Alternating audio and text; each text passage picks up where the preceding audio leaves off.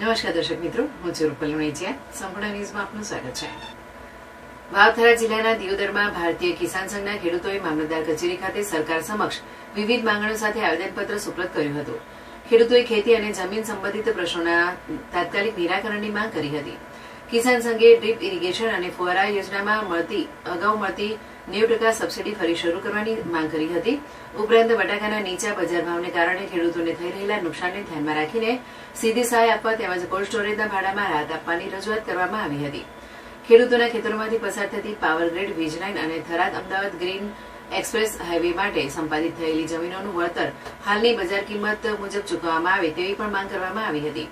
આ ઉપરાંત ચાલુ સિઝનમાં મગફળીના બિયારણની જાહેર કરાયેલી સહાય અને સબસિડી તાત્કાલિક ચૂકવવા, સુજલામ સુફલામ કેનાલના ચાંગા પમ્પિંગ સ્ટેશને ફરી કાર્યરત કરી ભૂગર્ભ જળ રિચાર્જ કરવાની તેમજ અટવાયેલા જમીન સંબંધિત પ્રશ્નોનો તાત્કાલિક ઉકેલ લાવવાની માંગ કરવામાં આવી હતી.